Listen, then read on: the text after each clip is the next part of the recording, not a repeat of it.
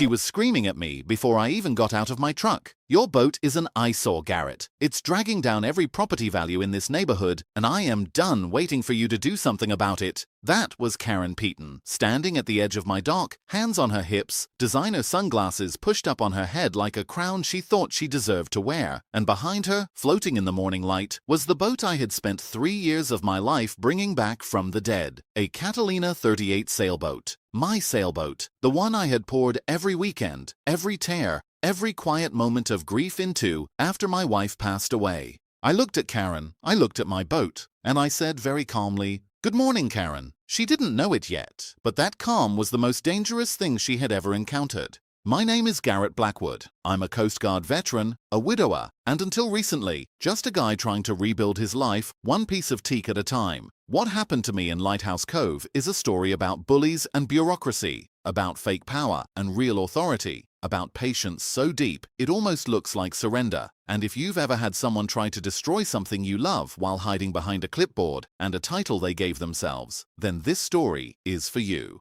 Let me take you back to the beginning, not to the morning Karen destroyed my boat, to the moment, 3 weeks before that, when I found out she never had the power to touch it in the first place. My Uncle Robert passed away that spring. He was a quiet man, a lifelong sailor, and he left behind a waterfront property stuffed with decades of maritime paperwork. I was handling the estate, which mostly meant sorting through boxes of old dock permits, boat registrations, and nautical records that smelled like salt water and time. It was slow, quiet work, the kind of work you do when you're still grieving and you need something to keep your hands busy. Then I opened a thick manila folder labeled Lighthouse Cove Marina Corporation. Inside were incorporation documents from 1962, stock certificates, water rights agreements, and a letter in Uncle Robert's handwriting that made my hands go completely still. He wrote, "Garrett, if you're reading this, some fool is probably trying to push you around about your boat. Thought you should know you own most of the water they're standing on. Use it wisely." I read that letter 3 times. Then I started reading the documents underneath it. 67% ownership of Lighthouse Cove Marina Corporation. Water rights extending 200 feet from shore. And here was the part that changed everything. Every single waterfront property in Lighthouse Cove, including Karen Peaton's beautiful, expensive, self-important mansion, was built on a lease.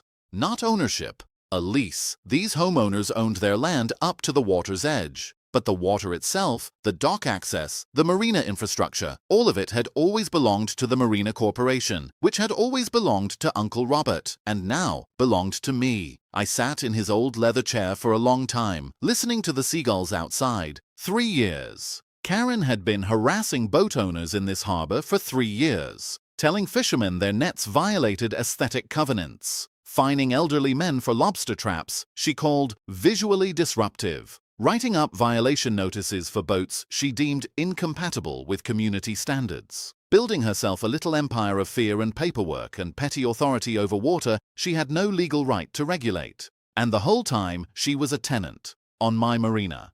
Now, most people would have walked straight to Karen's door with those documents. And, honestly, I understand that impulse. But I had spent enough years in the Coast Guard to know that timing is everything. Strike too early and Karen backs down, maybe apologizes, maybe moves away, and nothing really changes. The next Karen comes along in 5 years and does the same thing to someone who doesn't have a manila folder in their uncle's study. But if I waited, if I documented everything, if I let Karen be exactly who she was, right up until she crossed a line she couldn't come back from, then what I built wouldn't just solve my problem, it would protect this harbor forever. So I made a decision that probably sounds crazy. I was going to let her escalate. I called my maritime lawyer, a buddy from my Coast Guard days who now practiced out of Boston. He confirmed everything the documents told me. Marina corporations supersede HOA authority on waterfront matters. Full stop. Karen's violation notices, her fines, her so-called maritime standards, all of it had been legally meaningless from day one. But the timing had to be perfect. I started keeping a journal. Every interaction with Karen, documented. Every illegal demand she made of local boat owners, written down with dates and witnesses. And slowly, the fishing community started opening up to me. Stories poured out that I hadn't known about. Pete Torino, who had been fishing these waters for 40 years, told me Karen had tried 3 times to force him to relocate his lobster traps because they were, in her words, aesthetically disruptive. Captain Morrison said she had told him his nets violated some kind of visual covenant. An elderly fisherman named Dale had quietly sold his boat and left the harbor entirely because Karen had made docking there feel like a monthly legal battle. I documented all of it. Karen, meanwhile, was getting bolder. She showed up at my dock one morning with a clipboard and her cousin Eddie, who she introduced as Lighthouse Cove's newest marine assessment specialist. Eddie was wearing golf cleats to inspect a boat. I watched him grab one of my rigging lines for balance and set off every bell and wind chime on the vessel simultaneously. He dangled there for a moment like a very confused ornament before untangling himself and announcing with complete authority that my yacht was structurally questionable and aesthetically incompatible. 2 days later, a violation notice arrived. Daily fines of $150 until my yacht met community maritime standards. The HOA board voted 4-3 in favor, with Karen personally delivering the notice to my door. "Feeling the squeeze yet, Garrett?" she asked, clearly savoring what she thought was her moment of triumph. "Actually, Karen," I said, "this is absolutely fascinating. Tell me more." She smiled. She had no idea she had just started documenting her own crimes for me. While Karen tightened her imaginary screws, I was quietly building a legal case that would make a federal prosecutor weep with gratitude. I filed formal challenges with the State Harbor Commission. I sent Karen a cease and desist letter about maritime law overreach, and I called the county assessor's office to inquire about the Marina Corporation's tax status. That phone call triggered something I hadn't fully anticipated. A woman named Rebecca Palmer from the county assessor's office called me back within a week. She said they had been reviewing waterfront property tax claims following my inquiry. They had found significant irregularities with the Peton property. Specifically, Karen had been claiming water rights on her property taxes that she had never legally owned. 3 years of claiming rights she didn't have. 3 years of paying the wrong tax rate. 3 years of playing queen of a waterfront that belonged to someone else. The net was tightening and Karen couldn't feel it at all.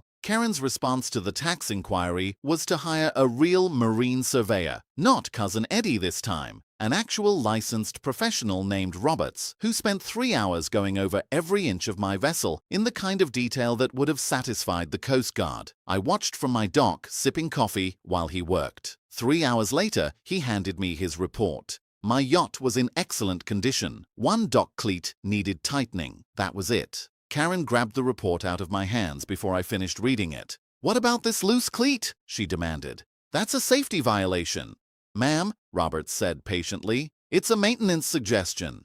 I'm reporting this to the harbor master immediately." She did. Harbor Master Salino showed up the next morning in a November rainstorm, visibly annoyed, tightened the cleat with a wrench in about 30 seconds, shook his head, and told Karen to stop wasting his time. Karen then called the Coast Guard, who very politely explained that they don't inspect private vessels on private docks unless there is an actual maritime emergency. Karen was burning through her credibility with every agency in Massachusetts, and I was photographing everything. I took a walk around her property with a camera. Her oversized boat lift had been built without permits. A decorative dock expansion she had added the previous year had never gone through environmental impact review, and her landscaping runoff was flowing directly into protected shellfish beds. I called the state environmental office. Massachusetts takes water contamination seriously, especially in areas with commercial shellfish operations. The environmental officer told me they would send someone out the following week. Meanwhile, Karen convinced 3 town selectmen to attend a community meeting about my yacht. She had prepared a PowerPoint presentation comparing my boat to the neighborhood's maritime aesthetic standards, complete with photographs and what she called a property value impact analysis. About 40 residents showed up. Karen stood at the front, clicking through slides, with the confidence of someone who had never once considered that she might be wrong. Then Pete Torino stood up from the back row. "Karen," he said, his voice carrying 40 years of working waterfront, "Garrett's boat is the prettiest thing I've seen floating in this harbor since my grandfather's lobster boat." Murmurs of agreement rippled through the fishing families in the room. Captain Morrison nodded. "That's a working boat restored with love, not some floating McMansion nobody actually sails." Karen's face went red. "We're not discussing fishing boats. We're discussing community standards." "Whose community?" Pete shot back. "This was a working waterfront long before you showed up." The meeting dissolved into chaos. Karen stormed out. Two of the three selectmen quietly approached me afterward and admitted they had no authority over boats anyway, and that Karen was making serious enemies. Three more boat owners came forward that week with harassment stories. The regional boating magazine called for an interview. My small dock dispute was becoming a symbol of something much larger, a working-class harbor being slowly strangled by someone who had appointed herself its ruler. But Karen's desperation was leading somewhere darker. I overheard her at the grocery store talking to another HOA board member about emergency action and getting this resolved before property values tank. I heard her asking around about demolition companies. Harbor Master Celino mentioned she had been inquiring about emergency vessel removal procedures. She was going to destroy my boat. I could see it coming from a mile away, and I was going to let her. Because sometimes the best trap is the one your enemy builds for herself. I was loading gear into my truck for a weekend trip to visit my sister in Vermont when Pete called. His voice was tight and low, the way men sound when they're trying to hold something in. "Garrett, you need to come home. They destroyed your boat." The 3-hour drive back felt like swimming through concrete. Pete's words kept echoing. Demolition crew showed up at dawn, gone by noon. Nothing left but splinters. I pulled into my driveway and stood at the edge of what used to be my dock. Pieces of my hull were bobbing in the harbor. The teak I had spent hundreds of hours sanding and sealing was scattered across the water like expensive kindling. The engine had cracked open on impact, leaking fuel into the harbor I had come to love. The smell of diesel hung heavy in the salt air. Karen was standing on her deck with a glass of wine, watching. When she saw me, she waved. "Sorry about the mess, Garrett. Emergency action was necessary. Structural safety concerns, you understand." I walked down to what remained of my dock and started pulling pieces of teak from the water. Each fragment was something I remembered. This piece from the afternoon, I replaced the stern rail. This one from the weekend, I refinished the cabin sole 3 months after my wife's funeral, when I needed something to do with my hands more than I needed anything else in the world. But underneath the grief, something else was happening. Satisfaction. Because Karen Peaton had just committed multiple felonies on water she didn't own, with 3 witnesses present, using a demolition company that had never pulled a single marine permit, and she had done it believing she was completely untouchable. I pulled out my phone and started documenting. Every piece of debris, every oil slick, the demolition company's truck, still parked at the public landing, license plate, company name, equipment, all photographed. Pete appeared beside me, face grim. "Garrett, I'm sorry. I tried to call you when they showed up." "You did nothing wrong, Pete," I said. "And neither did I. This is exactly what I needed her to do." He stared at me. "What do you mean?" "I mean she just destroyed a seaworthy vessel on state waters without permits, environmental clearance, or any legal authority whatsoever." I pocketed my phone. "She just handed me the criminal case I've been building for 3 weeks." Within an hour, I filed police reports for destruction of property. The marine insurance investigator arrived that afternoon and documented what the professional survey had already established. My yacht had been completely seaworthy. The demolition company, when contacted, admitted they had never pulled marine permits. They had assumed the HOA had proper authority. And here was the part that made my lawyer's eyes light up when I called him. Their contract had been with Karen personally, not the HOA. Karen Peaton, as a private individual, had commissioned the illegal destruction of a seaworthy vessel on waters she had no authority over. She was personally liable for everything. The environmental officer arrived at Karen's property the same afternoon, conducting the inspection I had requested 2 weeks earlier. The timing could not have been more perfect. They found exactly what I had photographed. Unpermitted dock modifications, illegal runoff contaminating protected shellfish beds, wetland violations requiring immediate remediation. Environmental Officer Sarah Palmer delivered the verdict personally. "Mrs. Peaton, you're looking at a $50,000 fine for environmental violations, plus mandatory cleanup costs, and you'll need to remove those unpermitted dock modifications immediately."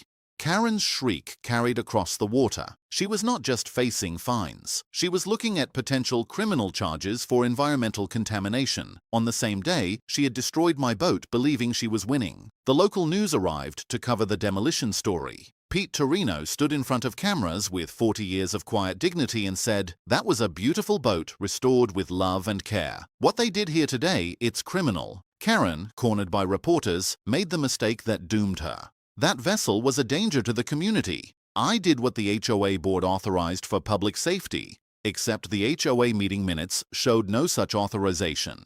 3 board members immediately began distancing themselves, claiming Karen had misled them about both the timeline and the legality of what she had done. And my maritime lawyer called that evening with news that made me exhale for the first time in 3 weeks. Garrett, the district attorney's office is interested in this case. Destruction of property, environmental crimes, operating outside legal authority. She's looking at serious charges. I stood on my broken dock, watching the sunset paint the harbor in gold and red. The debris floating nearby was not wreckage anymore. It was evidence. And it was going to protect every boat owner in this harbor for generations. I called an emergency town meeting for the following Friday. The official notice said simply, regarding Marina Authority and waterfront property rights. Karen probably thought I was throwing in the towel, trying to negotiate some settlement after her great victory. She arrived at the community center fashionably late in her best power suit, leather portfolio under her arm, husband Frank beside her, 3 HOA board members at her back. She took a seat in the front row with the composed confidence of someone who had already won. The room was packed. Fishing families, yacht club members, harbor officials, 3 television news crews, the regional newspaper. Everyone had heard something was happening. Nobody knew exactly what. I walked to the podium with Uncle Robert's manila folder in my hands. "Thank you all for coming," I said. "I've called this meeting to clear up some confusion about Waterfront Authority in Lighthouse Cove. 3 weeks ago, I discovered something in my uncle's estate papers. Something that changes everything about the maritime regulations Mrs. Peaton has been enforcing." I held up the incorporation documents. "Ladies and gentlemen, I'd like you to meet the majority owner of Lighthouse Cove Marina Corporation. That would be me." The room went completely silent. You could hear the harbor outside. "According to these documents, filed with the state in 1962 and never dissolved, I own 67% of this marina. Every dock, every slip, every inch of water access that your waterfront properties depend on."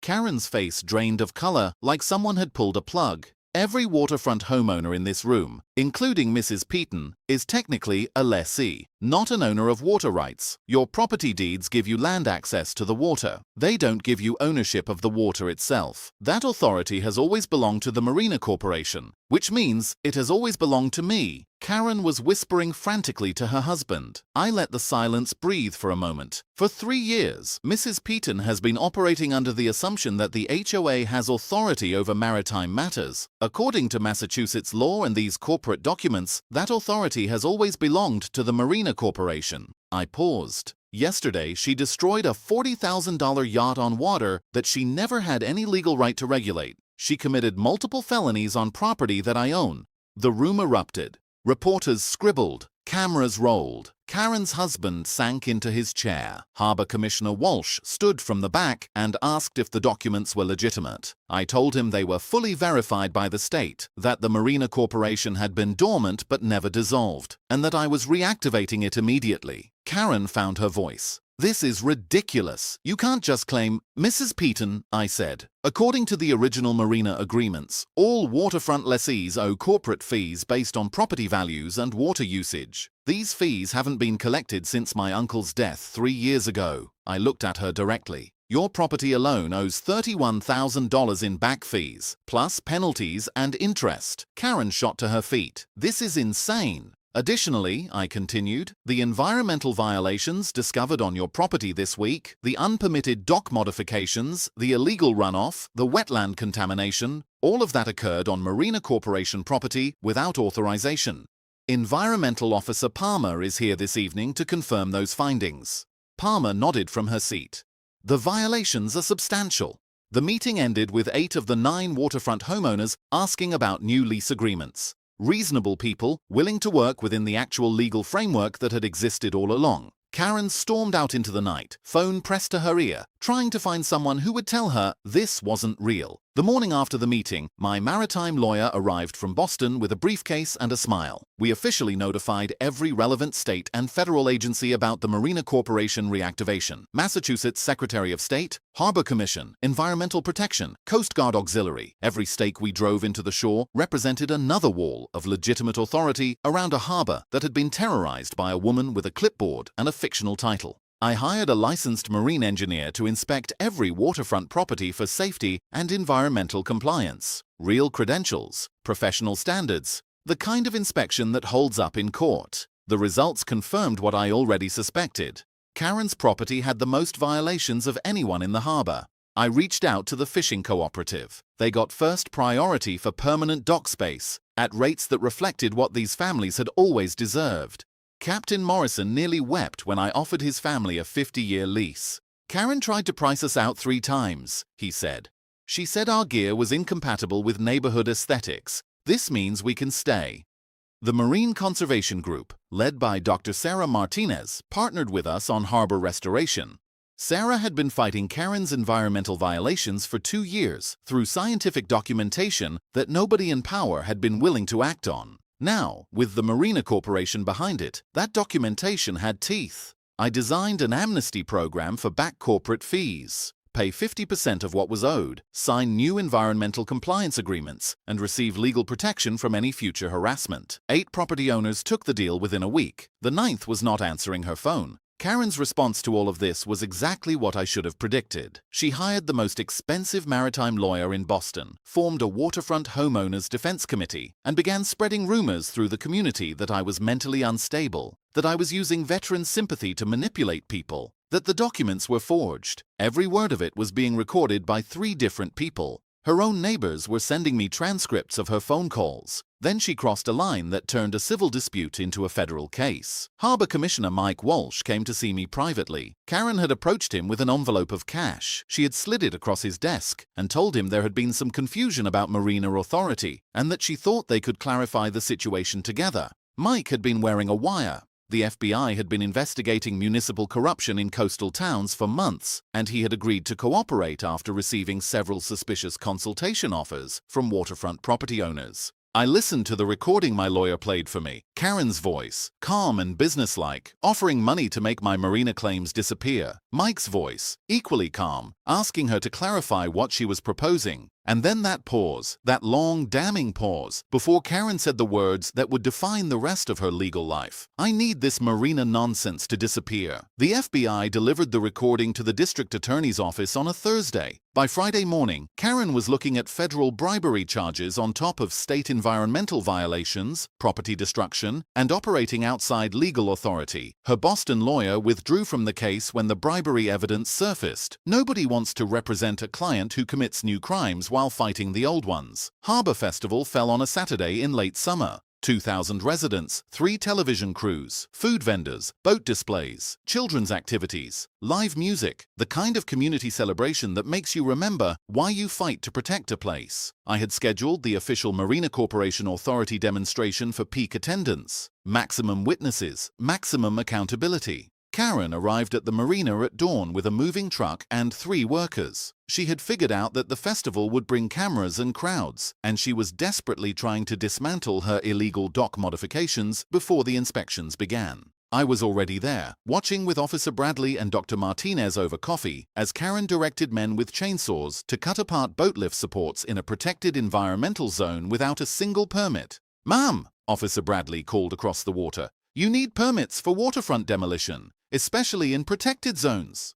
Karen pretended not to hear. Her crew kept cutting. Debris fell into the harbor. An unmarked federal vehicle that had been parked at the marina entrance since 7 that morning recorded everything. By 10, the official marina inspection was underway. Marine engineer Roberts walked every waterfront property with a crew, professional equipment, and media documentation. The Harbor Festival crowd watched with the kind of attention usually reserved for sporting events. When Roberts stood before Karen's property and announced that her boat lift exceeded weight capacity by 40% and had created structural dangers for the entire shared dock system, Karen rushed over in a state that can only be described as catastrophic. Those modifications were approved by the HOA board. "Ma'am," Roberts said patiently, "the HOA never had authority over marina engineering standards." Environmental Officer Palmer arrived with federal backup and cited Karen for improper demolition in protected waters, adding charges to a list that was already running long. Karen's voice climbed toward a register that made children in the crowd cover their ears. "This is harassment. I'm being persecuted for defending property values." She pushed through the crowd toward the main stage where Harbor Commissioner Walsh was speaking, pointing at me, shouting at news cameras that I had forged documents, that I was mentally unstable, that someone needed to stop me. Festival families backed away. A news anchor from Channel 5 was getting every word on tape. Then FBI agent Collins stepped forward with handcuffs. "Mrs. Peaton, you're under arrest for attempted bribery of a public official and conspiracy to defraud federal environmental agencies." The crowd went silent, except for the clicking of camera shutters. As they led her away, Karen turned to face the cameras one final time. "You haven't heard the last of this. My husband will sue everyone involved. This marina will be shut down." Frank Peaton, standing in the crowd, said nothing. His insurance business was already under state investigation. He knew their chapter in Lighthouse Cove was finished. Then, as if the harbor itself wanted the final word, a sound cut across the festival grounds that nobody who was there will ever forget. A crack, sharp and metallic. Then a shriek of chains. Karen's boat lift, weakened by 3 years of unpermitted modifications and further stressed by her morning demolition work, gave way all at once. The support chains snapped simultaneously. Her $60,000 yacht dropped straight into the harbor like a stone. The splash soaked the first 3 rows of festival attendees. The fuel tank ruptured on impact, spreading a rainbow oil slick across waters she had spent 3 years claiming to protect. The crowd stood in stunned silence. Children pointed. Cameras zoomed. Karen, watching from the custody of federal agents, whispered, "My boat, my beautiful boat." Dr. Martinez stepped to the microphone with the composure of someone who had spent 2 years waiting for this exact moment. This is precisely why marina corporations maintain strict weight limits and engineering standards. Unauthorized installations create catastrophic failures that endanger the entire harbor ecosystem. Environmental Officer Palmer, into the same microphone, added that Karen now faced additional federal charges for creating an environmental hazard during a public event, and that the oil spill required immediate hazmat response. The Harbor Patrol deployed containment booms. Environmental response teams mobilized with the kind of professional efficiency that actual authority produces. And the Harbor Festival continued around the cleanup, musicians playing while crews worked, families eating lobster rolls on the dock, children running between conservation booths. The community Karen had tried to rule through, fear celebrating its freedom in real time. I stood at the podium and looked out over a harbor that was finally, officially, legally protected. "Lighthouse Cove Marina Corporation is officially operational," I said. "We are committed to protecting both maritime heritage and environmental health for generations to come." Karen's yacht disappeared beneath the surface as the crowd applauded. 6 months later, I walk the marina boundaries every morning with a cup of coffee and a feeling I hadn't expected. Not triumph. Something quieter than that. Something closer to completion.